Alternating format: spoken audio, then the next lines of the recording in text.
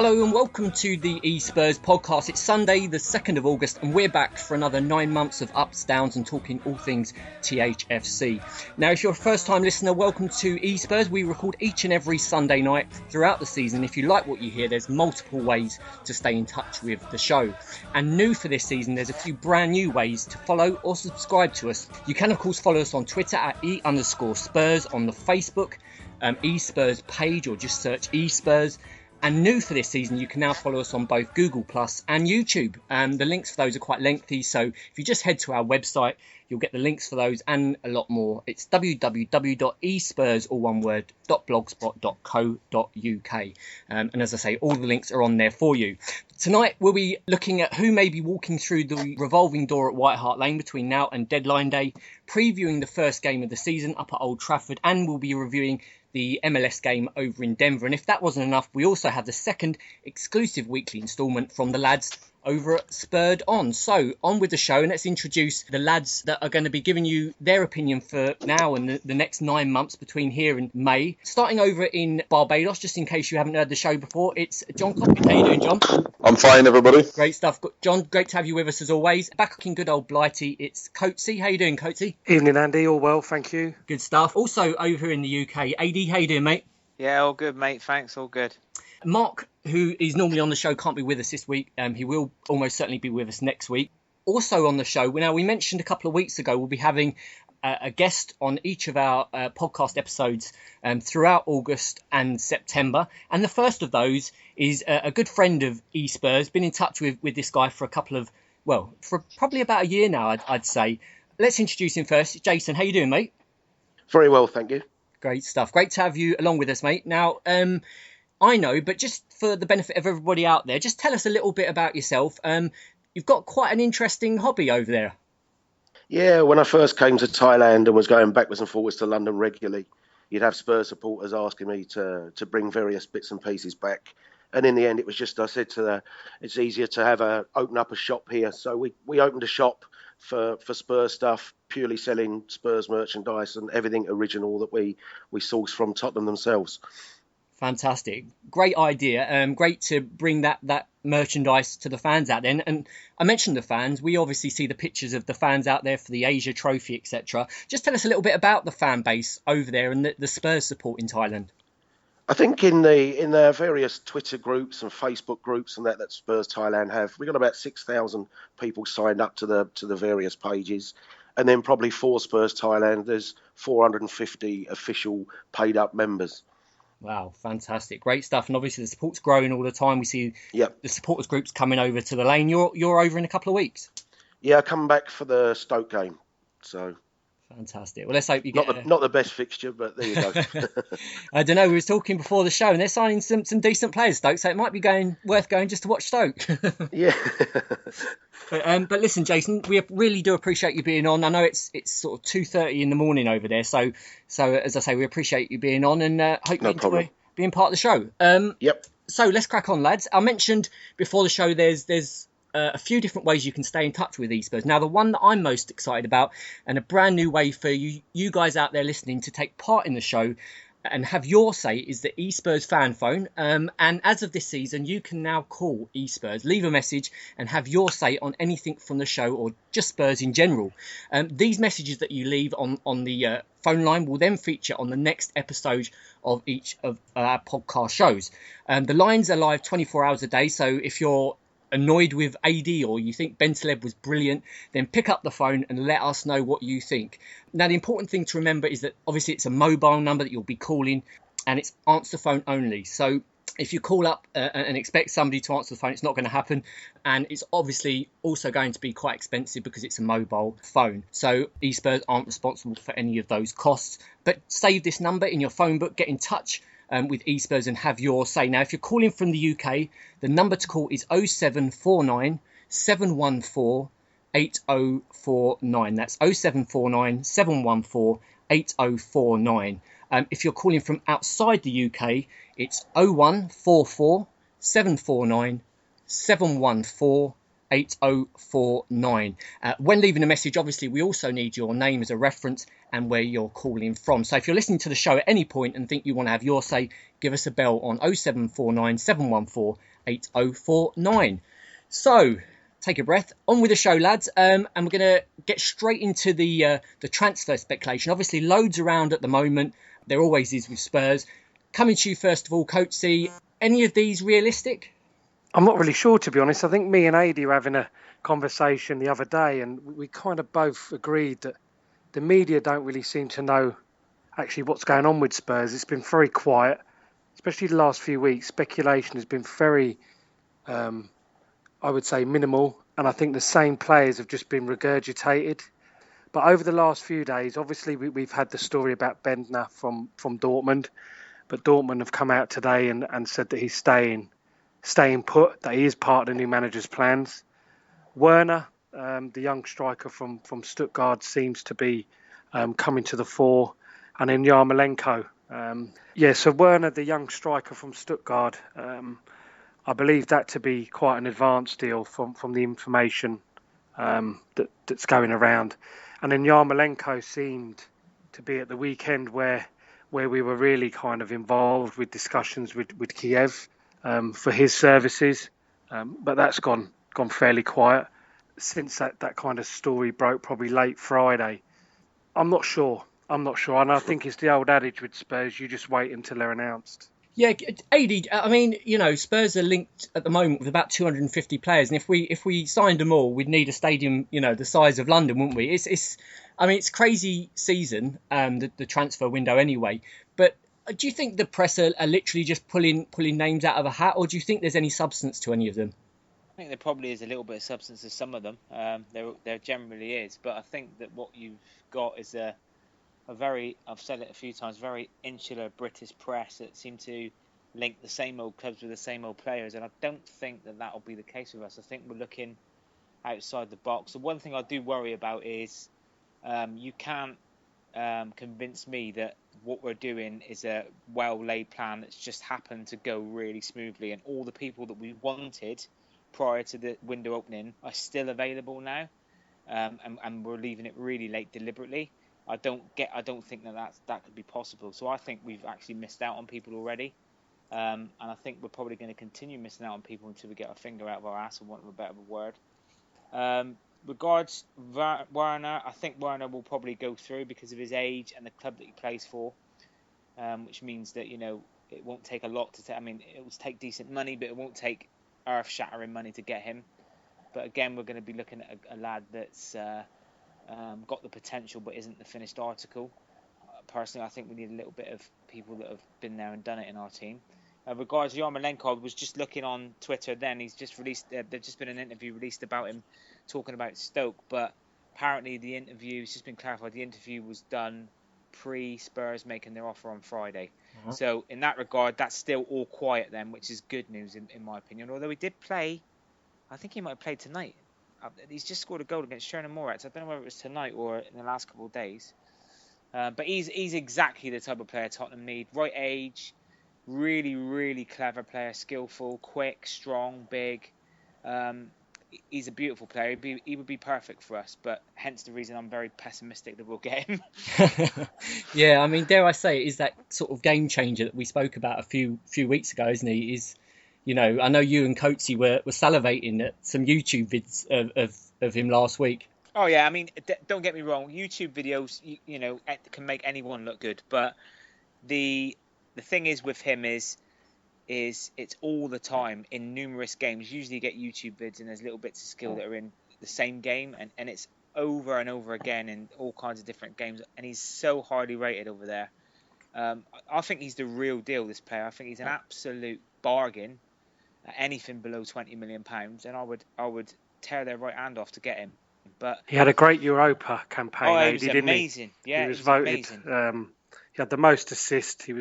I believe he was voted the best player in the Europa League. I think if you look into what he'd done with Kiev last season, he was their captain, and he was involved in 40 of their goals, whether he scored or assists. Yeah. So as Adi says, for the money, he's in the range that I think that we've set ourselves. Yeah, sounds a cracking player.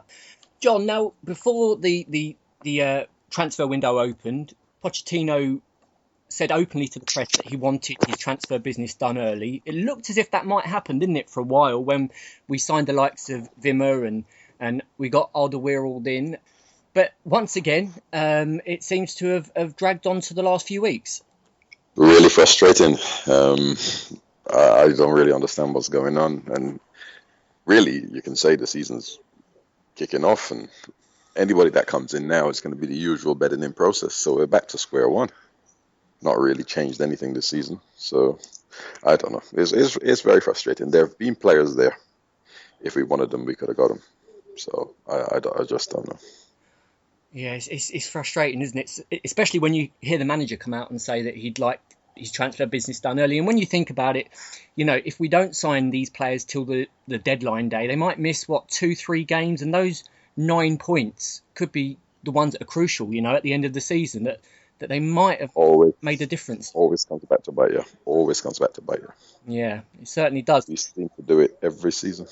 Jason, obviously, you know, welcome to the show, mate. We've spoken about the tactics of Daniel Levy. Do you think they ever pay off on the footballing side? Well, I think part of the problem we have, if we want that marquee type signing, the big exciting name that we all want, I think those and what we'd call a top 4 player, I think part of the problem that you have when you try and buy them is the player's agent will say to the player, look, even if Spurs are interested in you, we'll hold until another Champions League club comes along. And it isn't until you play the playoff rounds of the Champions League and then the next stage comes and the player thinks, well, I'm still at Stuttgart or I'm still at Bremen or I'm still at Napoli, and there isn't a Champions League club come along by the 29th of August. Only then do they say, right, well, maybe now we can do a deal with a Tottenham. I think that's the problem that you often have.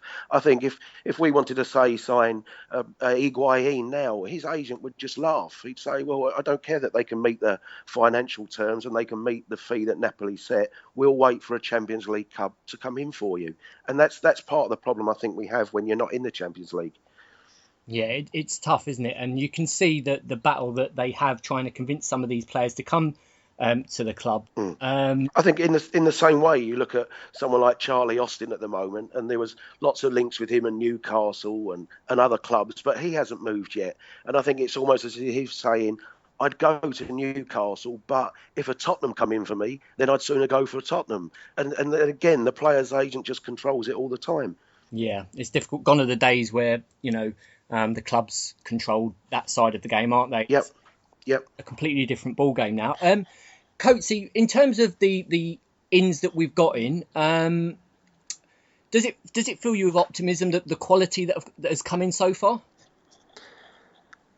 I think, to be honest, Andy, I'm always optimistic at this time of the season anyway. I think if you can't be optimistic to some element, obviously I'm not so optimistic that we're going to win a league, etc. But what I'm saying is that hopefully we'll be better than last season and we'll progress. Have to be honest, and we've said it before, no, I don't think that what we've got in some aspects is as good as what we've let go out. I do like the signing of Toby at the back. I think that will help us because I have complained about our centre backs, and he is someone who I think can walk straight into the team because he's better than what we've got. But I do think some of the outgoings have been very good. I'm not shedding any tears for any of those guys who have gone. But what we are at the moment, there's just an impasse of people coming in. So it's all right getting your people out, but you've got to have people coming in. And at the moment, and I know it's kind of, do we have to be patient? Because I think we've spoken a lot about probably Levy doing his best work in the last 2 weeks. And I think there is a lot of value in what Jason said about how the actual market goes, especially for the type of player that we're after, the pool of people that we're after. You know, sometimes Spurs aren't holding all the cards for these players because obviously, as Jason said, it's the Champions League versus the Europa League. But I just think if we can get someone in the next few days that can just kind of get that enthusiasm, that excitement for us, a marquee player, then I think things can be different. You know, if we get that marquee player in and get that defensive midfielder in, I'll be happy with the window. Yeah, it could go either way, couldn't it, really, at the moment? Adi, Yarmolenko, is he that marquee player for you? I think Yarmolenko is exactly what we need. I think it's what I need. It's what Coatsy needs. It's what I call the old school Tottenham Hotspur fans need. That he's a player that will get you off your seat no matter how the team is playing, no matter what system we're playing, no matter what kind of football we're playing. I'm talking about a guy like Ginola who, when he was surrounded by poor players, and I'm not for 1 minute suggesting we've got a lot of poor players, we haven't, but it's not that bad. But Ginola used to get people off their seat. He was worth paying the ticket for, and I think that this is a kind of guy that we can rally around and have, because I think Tottenham need that. I think we are a unique football club in that respect. We crave to have that player, that Ginola, that Klinsmann, that Bale, that one person we can hang our hat on, that Hoddle. Do you know what I mean? At Tottenham, more than any club, I think we need that, because, with all due respect, the 30 years I've been supporting Tottenham, in that 30 years we've probably won 3 trophies. So, we need to be entertained. We need to hang our hat on someone. We need to have that class player, that someone that stands out from the crowd. And I honestly think that he is the guy that can do that. I think what Jason said is absolutely, spot on. It is easy to criticise, and I'm guilty of that as well in regards to getting people in.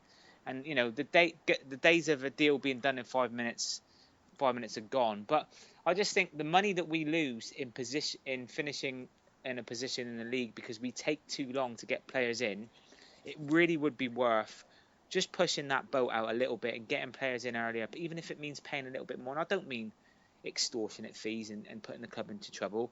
I mean, if Yarmolenko's worth £15 million, for example, and 20 million, £18 million gets him signed tomorrow, just get him done, get him in and get him signed for the manager, because, you've got to give the guy that's in charge every opportunity to prove his worth and to get a team playing in his shape, in his style.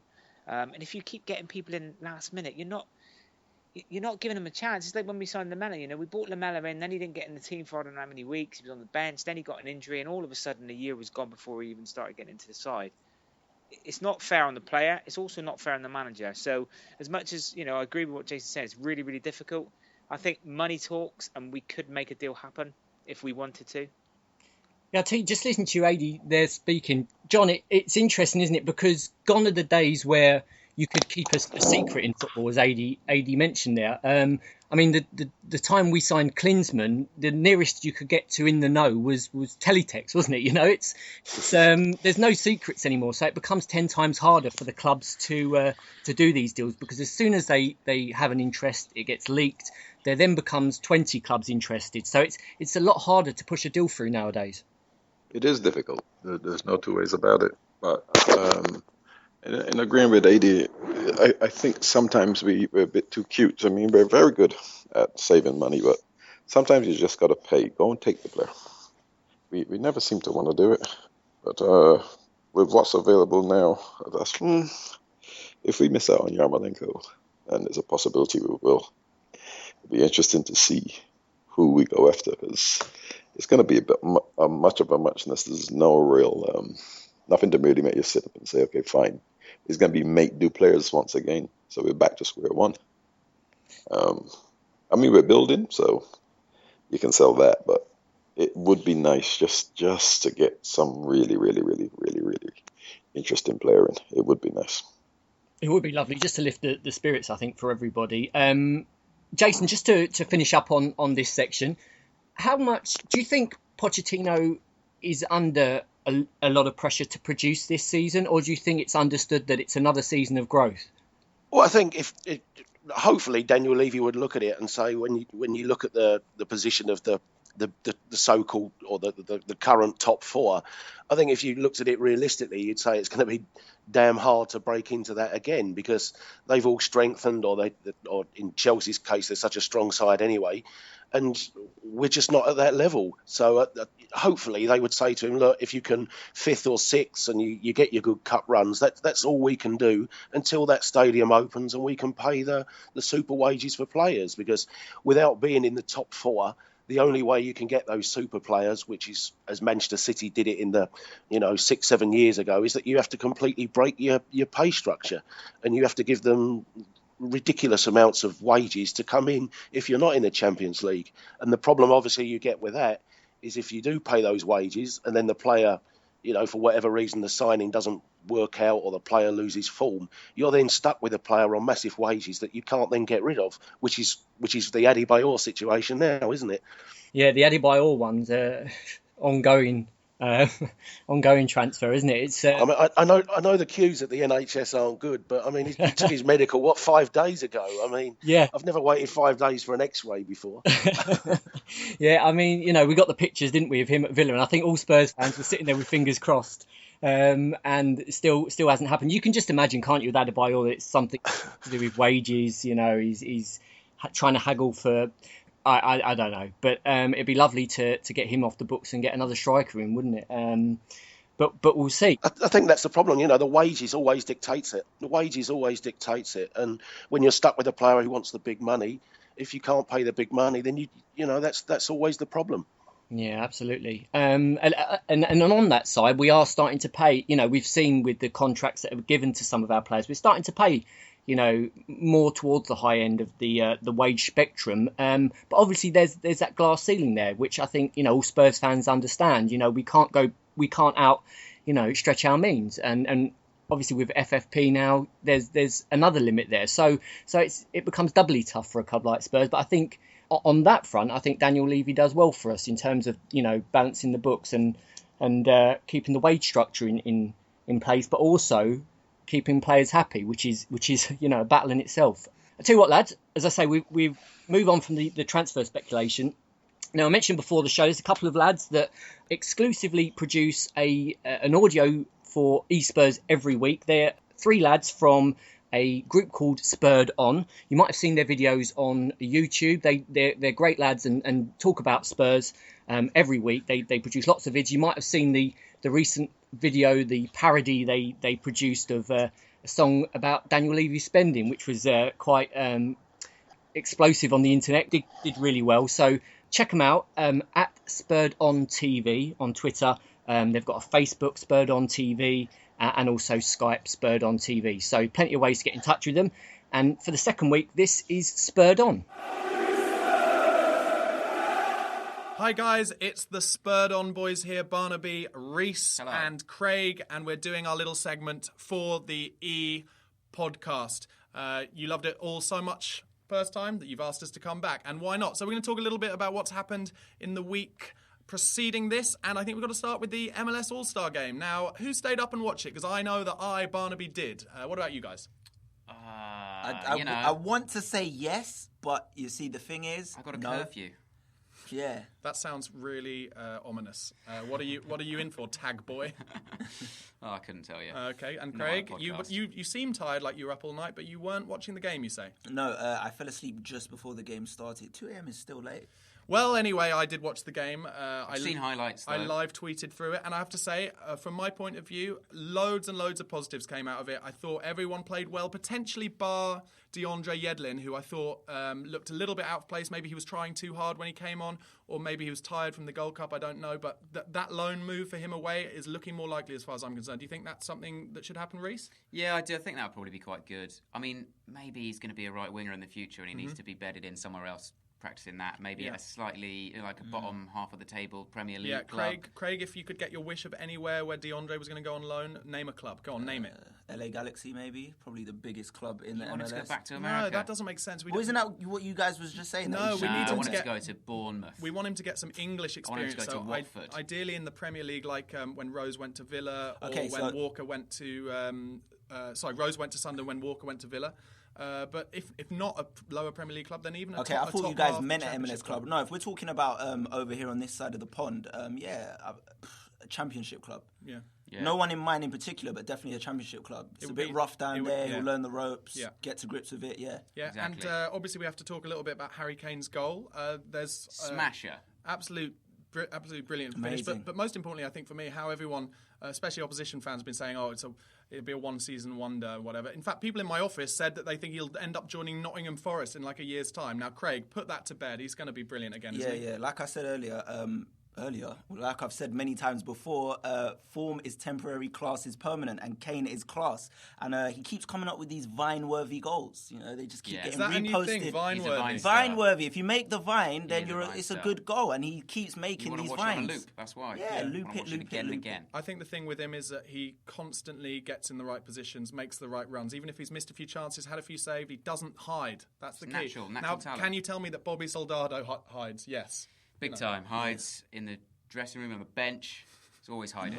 But like that chance... Behind the corner flag. That chance he had against Fiorentina away last year where he decided to pass instead of finish it. A perfect example of hiding. And would Kane have hidden there? No, he'd have absolutely laced it. Top corner. Absolutely. Okay, another bit of news. Adebayor and Karikas probably, by the time you listen to this, have gone. It's looking very much like they've gone. They're going to go, Karikas has been seen in Napoli kit and Adebayor has been seen at Villa's training ground having a medical. Craig, how do you feel about it? So happy. Kirakesh was absolutely awful last season. He had us all fooled with his first couple of games, and then he just showed the real Kirakesh, and I didn't want to see any of him since. He looks brain dead to me, honestly, like stupid. He doesn't look bothered at all. No. The thing is, I thought the only time he looked okay was occasionally at right back. I thought he looked okay going forward. But now we've got all the right backs, so we couldn't need him any less. That's true. That's a new song by Beyonce, isn't it? All the right backs. All of the right backs. All the right backs. All the right backs. Okay, that's just a little idea I've had that will go no further. Okay, and then finally, we'll talk a little bit about the rumour that we sent out a German delegation of kind of business, Tottenham boardy business people, presumably including Paul Mitchell, to go and spot Sven Bender, Christoph Kramer, and Timo Werner, some German Bundesliga players. Now, Reese, I know you feel strongly that getting some German meat in through the door might be a good idea. Yeah, get some bratwurst through the door. Some sauerkraut. Yeah, the efficiency of those players would be ideal as far as I'm concerned. I would love a couple of Germans in there. It'd be great. And I trust Paul Mitchell. Craig, can you think of any stereotypical hack German stereotypes that we can go for? Anything to do with towels, maybe?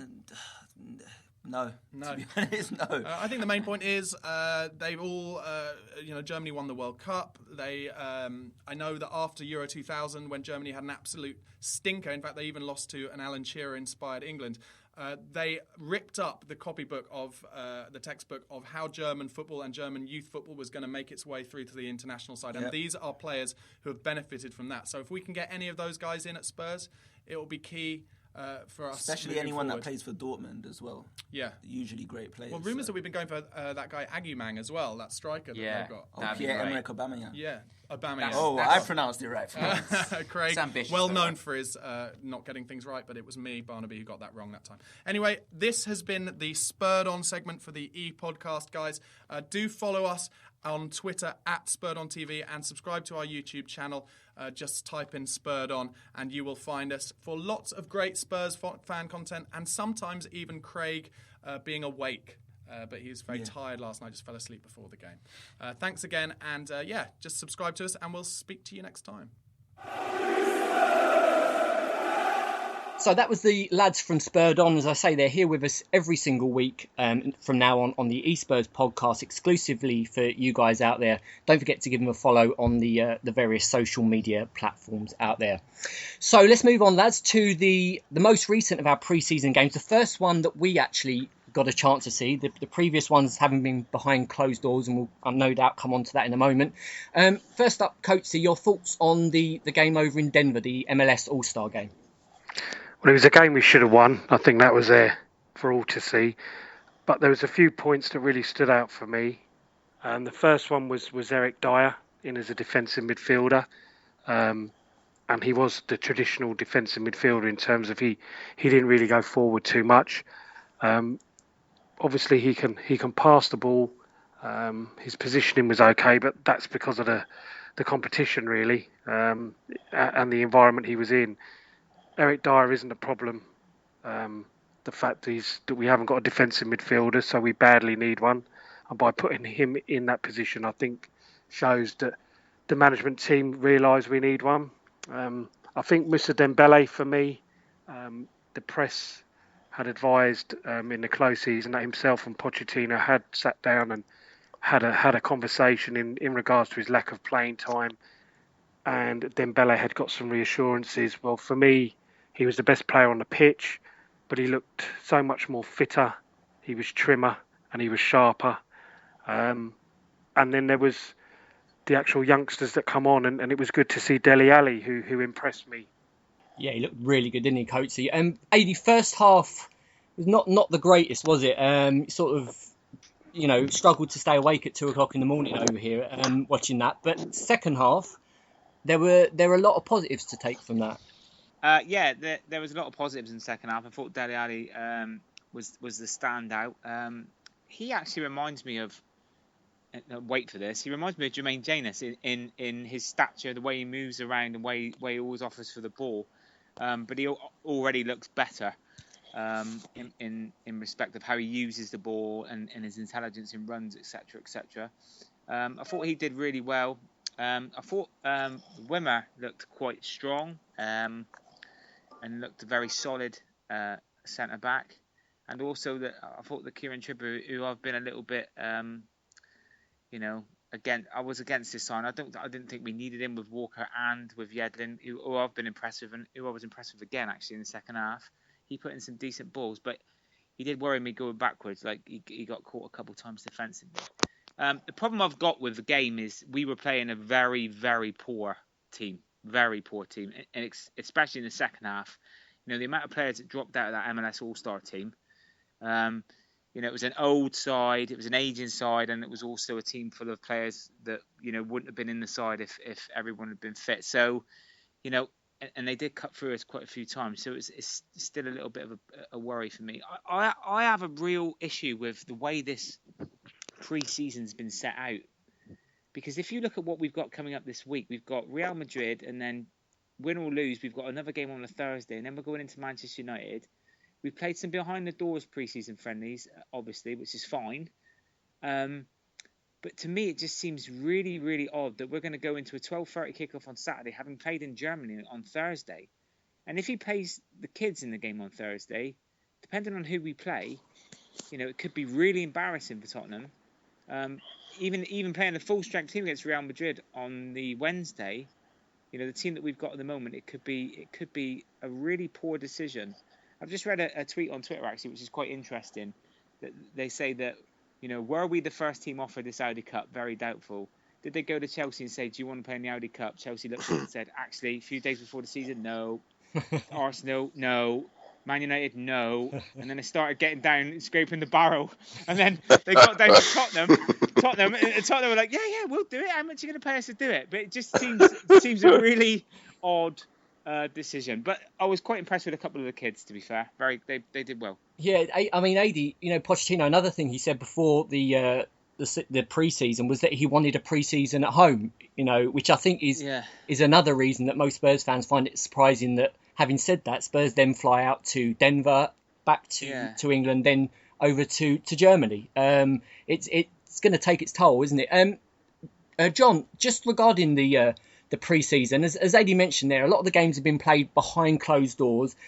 We mentioned it on Twitter a few times, whether or not that was sufficient preparation. Do you think that's enough, or do you think it's hard to replicate a full match behind closed doors at the training ground? It is. I mean, that's just going to probably be good for fitness and stuff like that. But you're supposed to build up your fitness, your coordination, getting everyone back into the groove, bedded in new players, and you swap and change as the games go, and you culminate in the kickoff to the season. What's happening now? 3 games in a week. To me, that doesn't make any sense at all, and I got a bit of egg on my face. Remember, I was saying with the last podcast, oh yeah, fine, he's got what his wish this year. We're making early signings and we're not traveling, and then I was famous last words.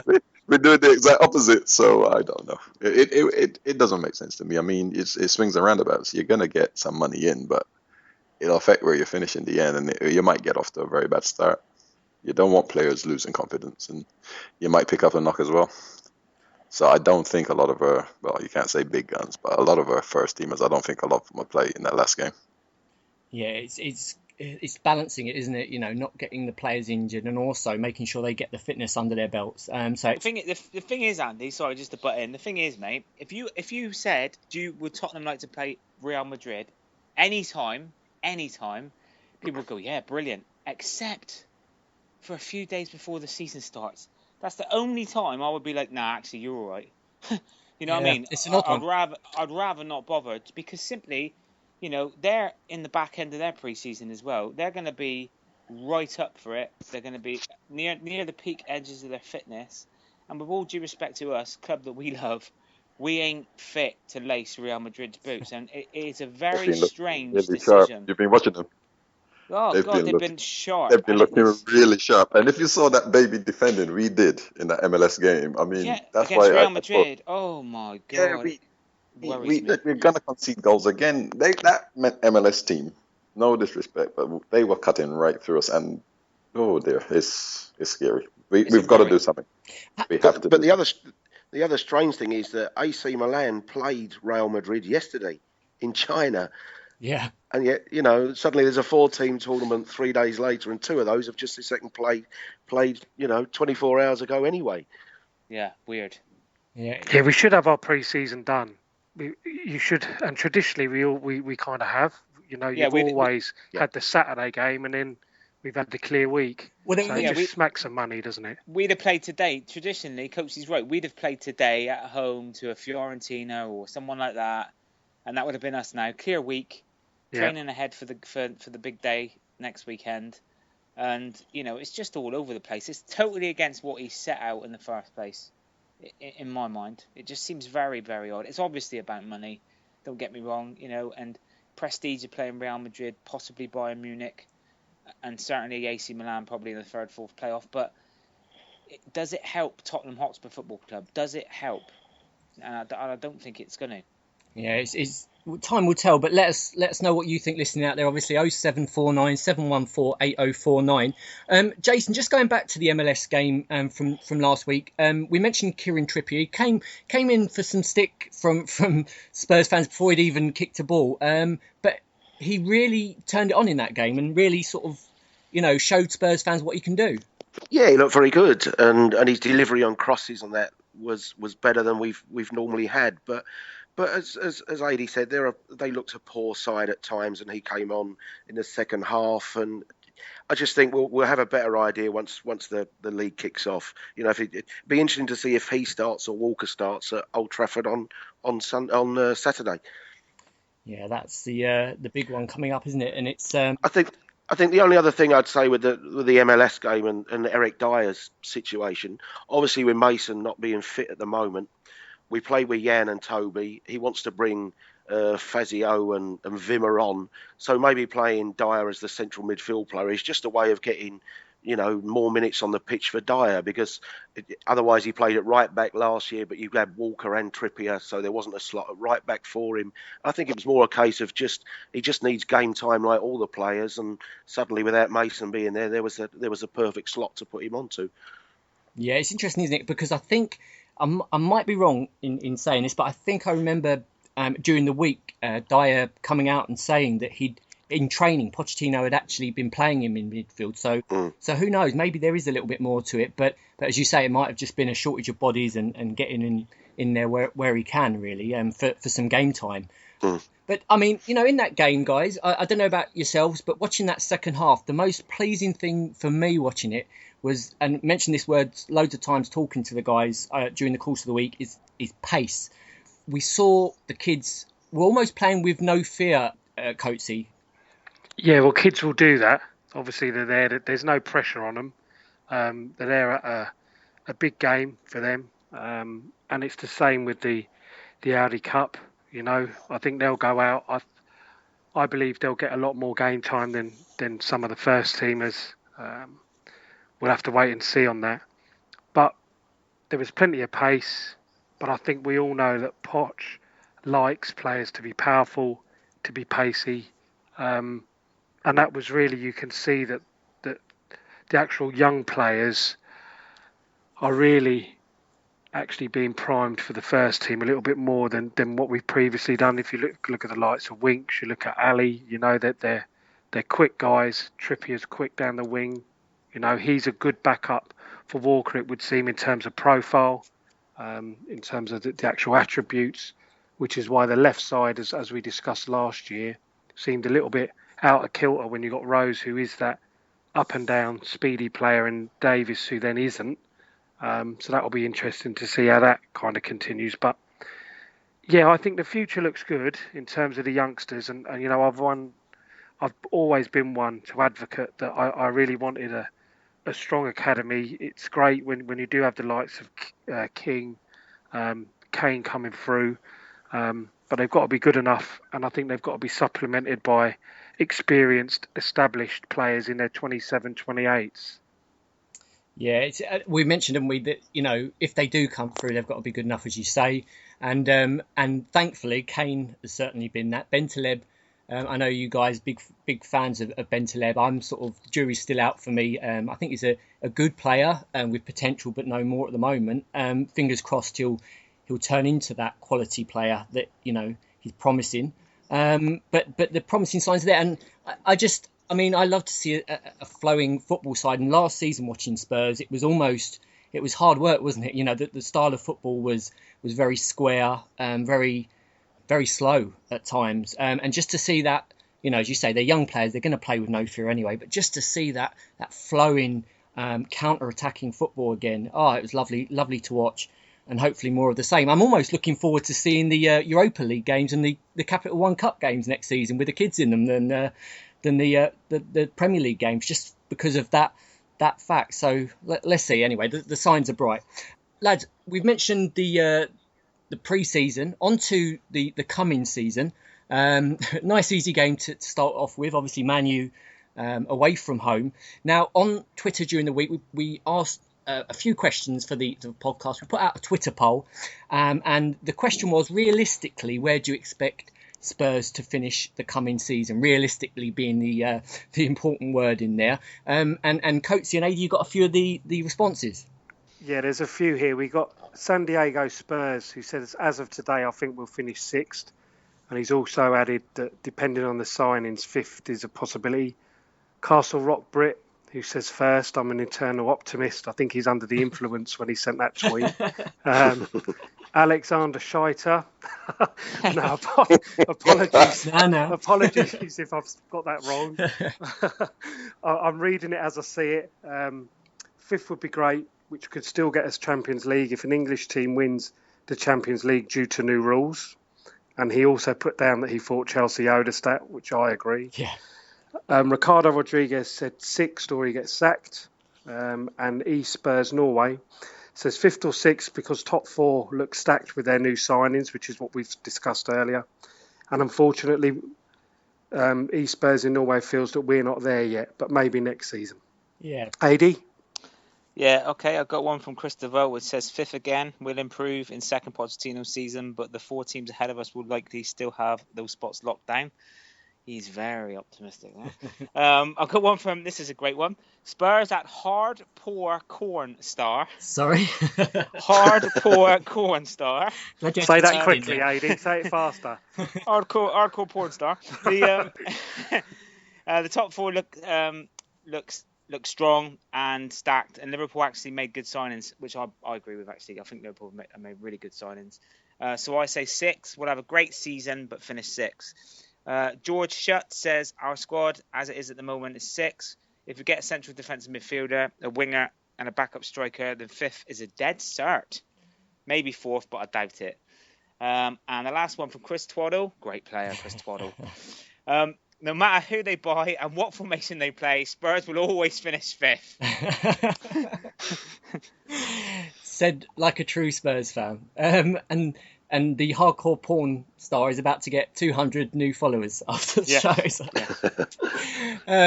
Great stuff, guys. As I say, get in touch with e-Spurs at e_Spurs, and we'll read them out on the show next week. Cheers, AD and Coatsy, for that. Jason, the thoughts there of people out there, seems as if the general thinking is that 5th, 6th is Spurs' realistic aim for next season. Yep. I quite agree. I think, as I said, the top 4 will be really hard because just the strength of the squads that they have. And we saw last year, there were a lot of times when we were poor last year, and yet we still finished 5th. It's like we're the best of the rest, clearly. And we can turn up and we can beat West Brom. Well, we lost to them last year, I know, but you look at the teams below us and think, can you see Southampton? Can you see Swansea? Can you see Stoke finish in front of Spurs? No. So, fifth or sixth is likely to be the final spot. Yeah, it certainly is, as you say, the best of the rest. John, can you see any of the others there through the transfers in the summer? Have any of them strengthened to the point where they're stronger than Spurs, or are Spurs still, do you think, the best of the rest in there? No, we're quite a way ahead. Stoke, if you look at them, they've done the best business on paper. You got to see how the players settle, but now we're comfortably. I've always said it. We will be 6th or 5th every single season because that's where we are. But this year it's going to be very difficult. Liverpool have got goals in them, so unless we tighten up at the back, 6th is all we're going to get. Well, I can't see us getting 5th. Yeah, absolutely, John. Liverpool have done again what they did a couple of seasons ago. They've splurged, haven't they? For want of a better word, they've gone out and spent loads of money on, 10 different players. Can you, based on what they've bought in, can you see that working this time? Yeah, because these are guys that have performed in the EPL for a while now. Benteke is a goal scorer at this level. He's deadly. Klein is proven to be quality, so it's not like it's a unknown, any player that doesn't know this league. These are guys that have performed, and I think depending on how they are with injuries, they're gonna be dangerous. I think we'll have our work cut out. I mean, we have only ever finished below them once in the last 5 years, but they got goals in them this time. They have got goals in them, so it's going to be hard. And I think they'll concede less goals than us. Yeah, they look to have goal. AD, any regrets that we didn't go in stronger for or get Benteke at all? Yeah, I think we should have got Benteke last year. He scored a great goal tonight, by the way, for Liverpool. I don't know whether anyone's seen it. I watched it. I watched the Swindon game. On his chest, one of our guys scored as well, Yeah, no, Abika, yeah. But a great goal for Benteke. I think we should have gone for him last year, Andy. I think we missed the boat. Maybe we didn't go strong enough and messed him around a little bit. I honestly think that Liverpool bought really, really well. And I think it's clutching at straws for people just to say, well, they bought loads of people last time and it went wrong. That generally doesn't happen. John hit the nail on the head during last season's podcast when we were talking about Tottenham and the fact that we bought £100 million worth of players and the majority of them hadn't worked out at that point, and what we need to do going forward. And John said we need to go and spend again. And John was right, because if you in isolation spend £100 million and then think, actually, do you know what, that didn't work, I'm not going to do that again, you just stand still. So what we're competing against, and let's be brutally honest, okay? Unless there's an absolute miracle, Tottenham are not going to finish in the top 4 on their current revenues, all right? So every season we play for 5th, really, in reality, for 5th in a cup. So our main rival at the moment, is Liverpool Football Club. And every single summer, we compete against them for players. We're always linked with the same kind of players. You see it because, like Jason said, we've got to wait for those players that aren't getting bought up by the top 4 teams and by the big teams across Europe. And we've kind of got to let the big clubs eat first, and then whatever's left, we've got to pick the bones of whatever's left. But what's happened is you've got a side that have performed poorly, and they've looked at their manager, and they could have sacked the manager, and instead they've said, do you know what we'll do is we'll give you another go, and they've backed him. And I really didn't expect them to do that. And they've bought really, really strong players that have performed in the Premier League, as John said. And I honestly think we've got literally no chance of finishing above Liverpool. You can mark this down and replay it to me at the end of the season, by all means, and I hope I'm wrong. But I think they've bought so well. The best we can hope for is 6.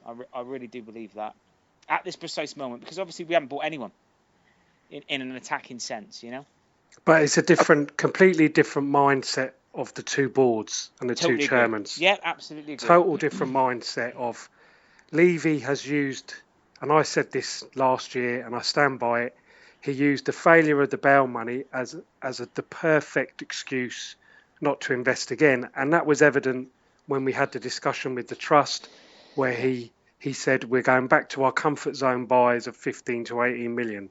Yeah. So, I think everyone's expectations for about what we're going to do in the next few years have to be levelled off, because I think Liverpool, if you look at Liverpool, they've decided to renovate Anfield, so it's not going to cost the money it's going to cost us to build, and also it's just a complete different mindset. I think they've just said, listen, we're going to keep Rodgers in, which I was surprised about, as you were, AD, but also they said that if we are going to back you and we are going to keep you there, we're going to give you the players that you want and the money that you want.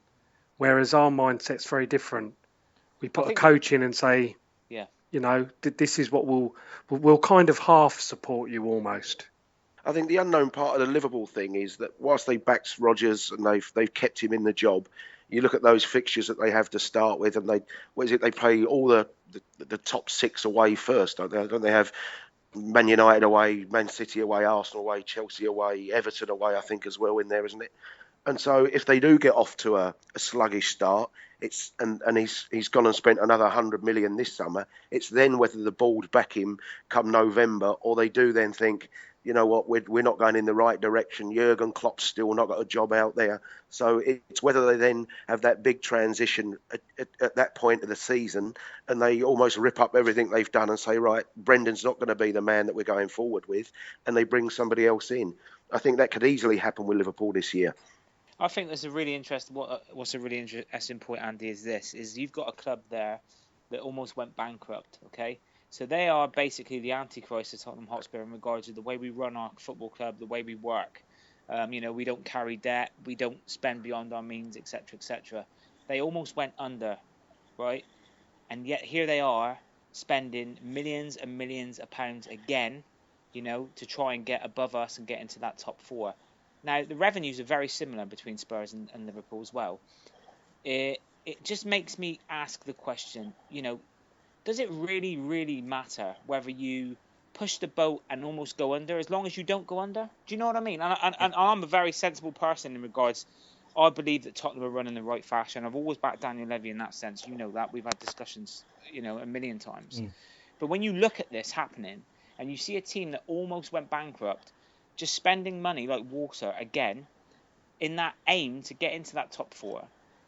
And this is what we have to compete against. If we're not competing against billionaires in the top four, we're then competing against a team like Liverpool that really don't seem to care. They pay extortionate wages, and their turnover is very similar to ours, slightly more because they've got a bit more sponsor revenue. But once we get our ground up and running, we're going to be beyond their turnover. So the question has to be asked, doesn't it? What is the right way of running a football club? Because I don't think football's a viable business. If you ask any Liverpool fan, AD, about Gillette and Hicks, the reason why they were close to administration wasn't the football club.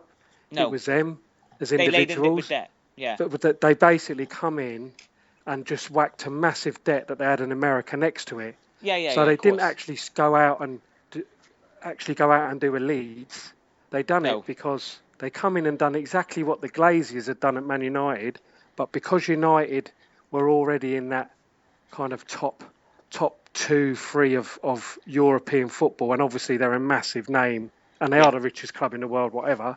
I think that if you look at United, I think that they were able to cope with that debt, whereas Liverpool, because of all the points you've raised, their revenue streams, etc., that's why they went into administration. It wasn't like they went out and just spent 800 million. It was two kamikaze owners. I understand that, but my point is this: when you start getting scared because you spent £100 million and it didn't quite work the way you want it to, and then you've got another club which almost went bankrupt for whatever reason, and yet they're doing it. They're spending money. Do you see what I'm trying to say? That's but also the 100 million that we actually spent, as we kind of all know, was money we got in. We got money in. So we're not actually going into anyone's coffers, are we? No, we're always spending what we get in. Exactly. So he doesn't need to have this massive fear of spending money. Nobody on this programme or any right-minded Tottenham fan wants Spurs to go and spend way beyond our means and get ourselves into trouble. None of us do. No.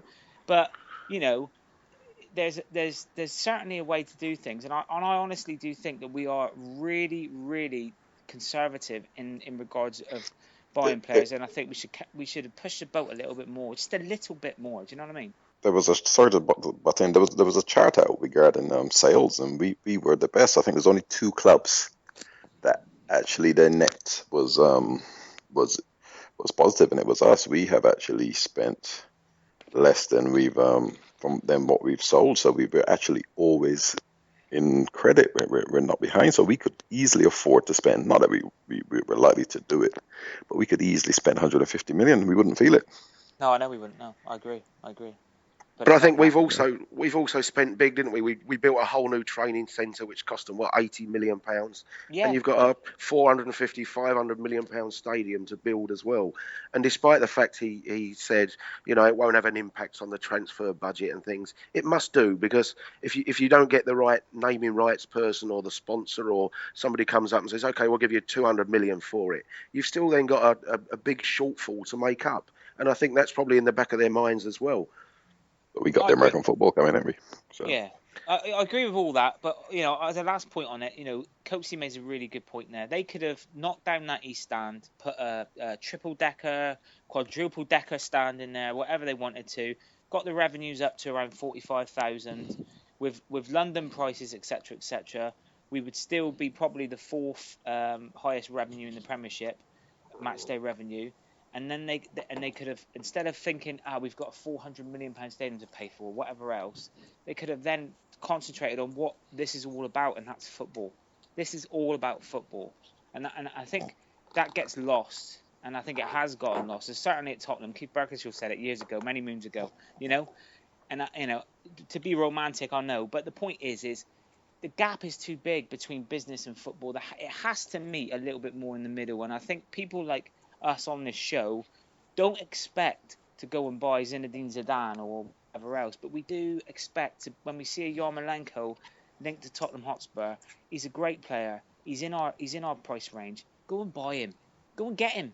Kabayi, people like this, you got to go and get these people. I think Spurs are the only club who's had a billionaire owner who doesn't spend. No, exactly.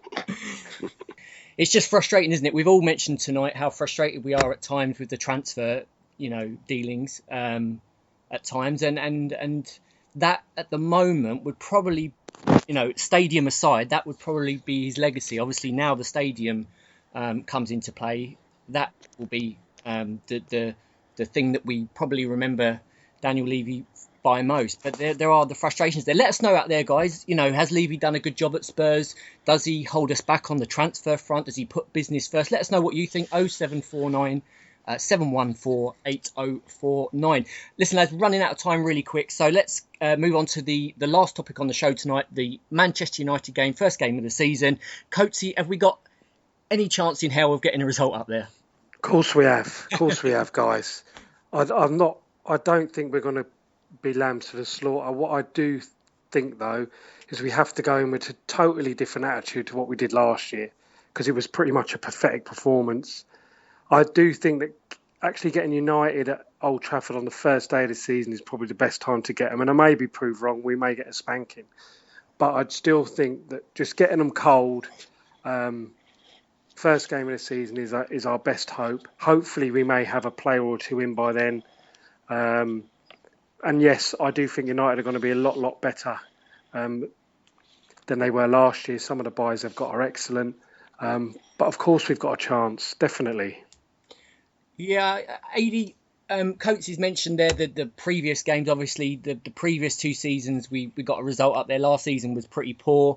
Man United's team has been strengthened no end in the summer. So man for man, you could argue that there's no comparison at the moment. Going into that game, what's the best that you're hoping for at the moment? I agree with Coates actually. I think it's the best time for us to play Man United. I don't expect us to get spanked up there either, because I think first game of the season is always, throughout all the games in the Premiership, there's goals flying galore. No one knows what anyone's playing like, etc., etc. So I think we can get a point up there, and I think we will get a point up there. I think we'll either draw or it'll be messy. That's what I think. Hopefully it'll be a draw, but I think that we can definitely catch them cold. Yeah, I mean the Man United game aside, John, the opening set of fixtures aren't too bad. Sides that you would expect to finish in the middle or lower half of the table. So once we get that Man United game out of the way, you could argue there's a really good chance to get some points on the board. That is the frustrating thing regarding getting signings in early, because there's a possibility we could get out the traps really fast, get off to a real, flying start. I mean, there's always banana skins, there's always games that you think, oh yeah, fine, we should win them, and we don't. We've always done it. Sometimes it's been the Europa, but other time it's just the way we are at Tottenham. But there is the chance there to get off to a really, really fancy start, and you never know. Momentum might see us get somewhere, but we'll see. But yeah, the United, that's going to be a hard game. I think we'll sneak a draw, but it's going to be very hard because they got quality. Even though we're playing them at the right time, they got quality. Yeah, the opening game of the season is quite often one that neither side wants to lose, and it can quite often be a shutout, can't it? First game of the season. But let's hope we can get a few there. Kane has just banged a goal in pre-season. Let's hope he's up for it, and I'm sure they all will be. There's no better place to play football than up there. So let's hope we can get that result. Jason, obviously, I suppose it's going to be early hours of the morning for you again over there, mate. What's the plans? You watching it at home, or is there a get together over there? No, we'll have a get together for the season. In fact, it's actually not too bad because I think it's about 7 o'clock out here in the evening, so it's probably the better time for us than a lot of them. But I think when you play Man United, one of the things you must have is you need your goalkeeper up there to have a big game. And so missing Hugo for that is a really big loss to us, because obviously that's exactly the type of game you want Lloris to be playing in. Yeah, agreed. It's a big blow, isn't it? I think I've seen pictures of him training, so it's hopefully not as bad as first feared. But Vorm, I think had a decent season, didn't he, last season? But I think he's got to step up another level. And come on, there's not many better goalkeepers in the world than Lloris, are there? So it's going to be a huge miss for anybody. So I'll tell you what we'll do, lads. We'll go around each one of you, as we always do, get a prediction for Saturday of next week. Coatsy, first of all. I'm going to go 1-1. 1-1. AD? Well, I actually agree with Coatsy and think 1-1. Okay. 2-2. So all draws so far. John? Yeah, I'm going to go 1-1. We can't keep clean sheets. So they'll... Yeah, it said like another true Spurs fan. And finally, Jason? I fear they'll have just a little bit too much for us, and it might be 2-1, 2-0. But as I said, I think all I want from it is a much better performance than the one we got there last year, because we went there so confident last year, and it was, I think, the game that we were so looking forward to, and it was just, the game was gone before it had even started. We were 2 down in 20 minutes, and it was 2-0 going on 5-0 after 20 minutes, and it was just a real disappointment last year. So, if we go up there and we do lose 2-1, but we give a decent account of ourselves, I think I'd probably take that on the opening day. But, hopefully things go our way and we can nick something. Let's hope so. It'd be great, wouldn't it? It'd be lovely to get a result up there on the first day of the season. So our lads have all gone for a draw or a narrow defeat to Spurs. So if I were you listening out there, I'd go and put a bet on Spurs to win 3-0. But let's hope so. Let's hope they go and do it. Listen, lads, we've run out of time for the show tonight. Great start to the season, and what's even better is that there's another 9 months of this to come. So yeah, hope you enjoyed what you heard tonight. If you're a first time listener to the show, get in touch with us. Let us know where you're listening from, and don't forget, if you've heard anything at all on the show tonight that you agree, disagree with, or you want to have your say, just give us a call on 0749 714 8049, or if you're outside the UK, 0144 749 714 8049. Obviously, as I said before, e-Spurs aren't responsible for any of the costs of any of the calls. You'll get an answer phone when you call, and we need your name and where you're calling from as part of your message. Jason, first up, thanks for joining us tonight on the show, mate. Oh, it's been a pleasure, and obviously as a listener, it's great to have you guys doing it every week. I think we all appreciate what you do. Great stuff. No, it's great to have you. Keep flying the flag over there, mate. Just before we go, if you could just repeat your Twitter handle in case anybody wants to get in touch with you. They can either get in through as Jason Spurs Shop on Twitter, or as e-Spurs Thailand, whichever way is easiest for them. Great stuff, and thanks again for staying up so late for us tonight. No problem. Thanks, mate. And obviously to the 4 people, including Mark, who's not here tonight, without whom there wouldn't be a show. To John, David, AD, and Mark, thanks again for taking part, guys. Been a great show and a great start to the season. No problem, Andy. So here we go. 9 months of this to go. We'll be back next Sunday night. We record, so the show will go out on the Monday. Subscribe on iTunes, or you can get us on Acast, ACAST. Where there's loads of features on there that you can link into and subscribe. So get in touch, guys. We'll be back next Sunday. Let's have a great week and hope for a win up at Old Trafford. Come on, you Spurs.